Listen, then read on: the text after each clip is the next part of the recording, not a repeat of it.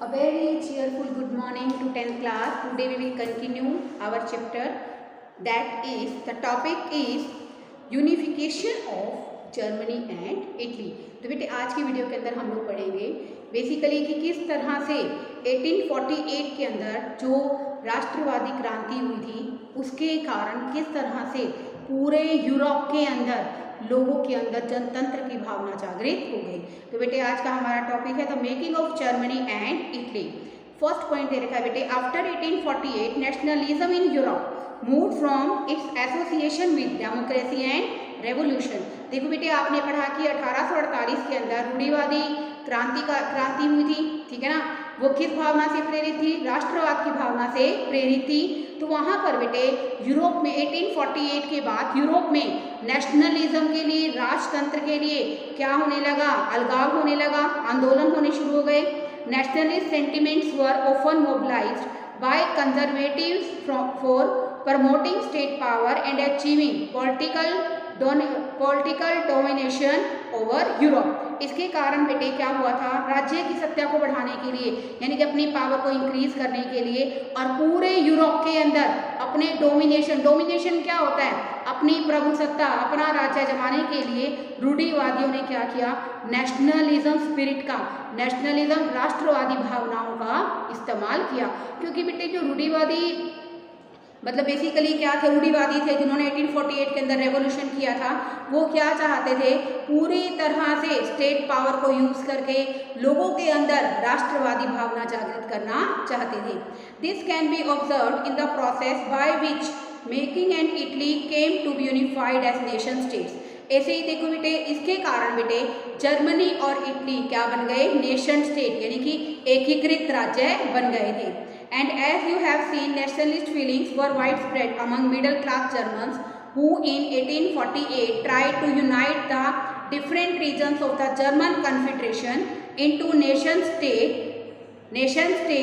governed by the elected parliament। अब देखो बेटे यहीं से आपका एक बहुत इंपॉर्टेंट क्वेश्चन शुरू होता है। Note down the question.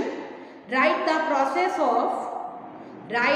Process of unification in Italy. Italy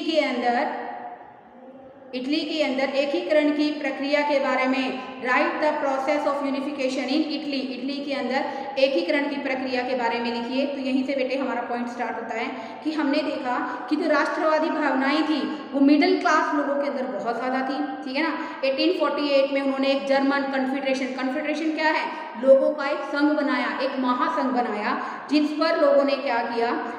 सभी इलाकों को जोड़कर एक राष्ट्र राज्य को बनाने का प्रयास किया। तो उनकी कोशिश क्या थी? जर्मन कन्फेडरेशन की, जर्मन महासंघ की, कि किस तरह से विभिन्न राष्ट्रों को जोड़कर एक राष्ट्र राज्य का निर्माण किया जाए, ठीक है।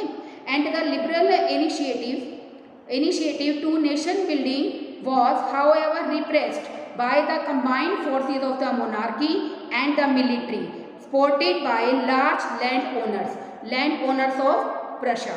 अब देखो बेटे बेसिकली प्रुशिया के जो लैंड ओनर्स का मतलब यहाँ पर क्या है? जिनको हमने जंकर्स भी कहा है, यानी कि बड़े बड़े भूस्वामी।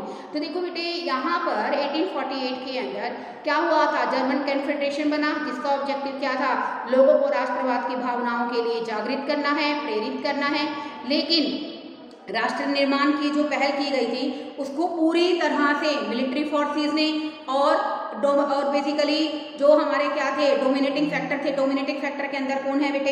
एक तो हमारे मिलिट्री फोर्सेस हैं, ठीक है ना, और मोनार्की निरंकुश राज्य ने उनको पूरी तरह से रिप्रेस्ड क्या होता है बेटे? दबा दिया था। जो भावनाएं लोगों के अंदर जागृत होनी शुरू थी, और किसकी हेल्प से दबाया था बच्चों? It was repressed by the help of Junkers कौन थे बेटा? जो कि प्रशा के क्या थे? लैंड ओनर्स थे। From then on Prussia took on the leadership of movement for the national unification. तो देखो बेटे इसके पश्चात प्रशा के एकत्रीकरण, जो मतलब उसका जो यूनिफिकेशन था, कहाँ का? इटली का राष्ट्रीय एकीकरण के आंदोलन का नेतृत्व संभाल लिया था।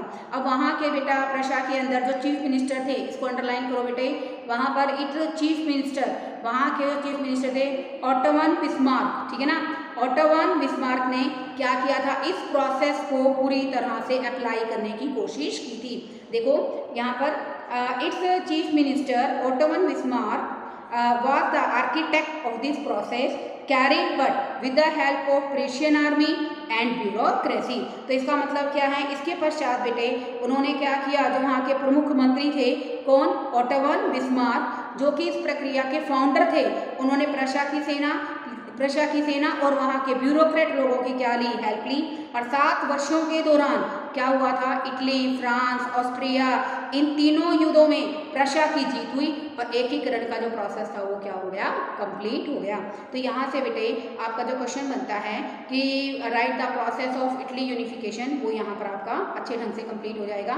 देखो 3 wars ओवर 7 years, 7 सालों के अंदर बेटे 3 युद्ध हुए। किसका, Australia, Denmark, France, ended in Persia, victory and completed the process of unification. तो बेटे जो युद्ध हुए जिसमें प्रशा की जीत हुई और उसके साथ साथ बेटे जो एकीकरण की यूनिफिकेशन की जो प्रोसेस थी वो कंप्लीट हो गई। इसके बाद बच्चों इन जनवरी 1871 की जनवरी के अंदर द पर्शियन किंग, जो प्रशा के राजा थे, William one as proclaim German empire in the ceremony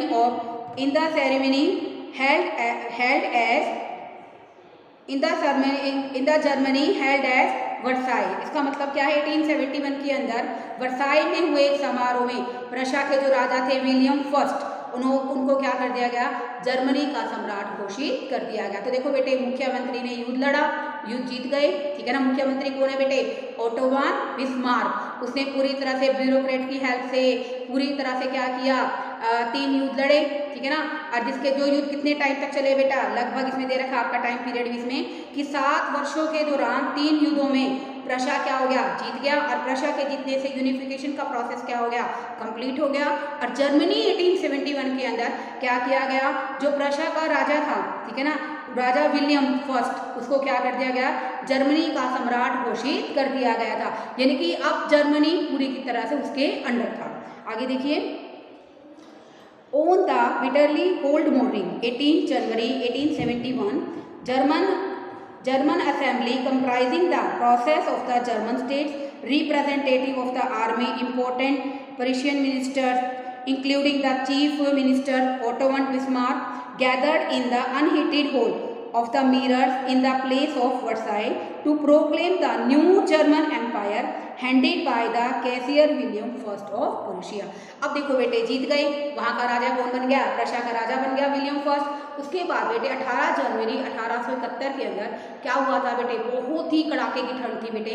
वहाँ पर क्या किया गया था, जर्मनी राज्यों के राजकुमारों जो उनके रिप्रेजेंटेटिव थे, ठीक है ना, सेना के, और उसके साथ साथ बेटे जो उनका मेन मिनिस्टर था, प्रमुख मंत्री कौन था बेटे, ओटो वन बिस्मार्क, ठीक है ना।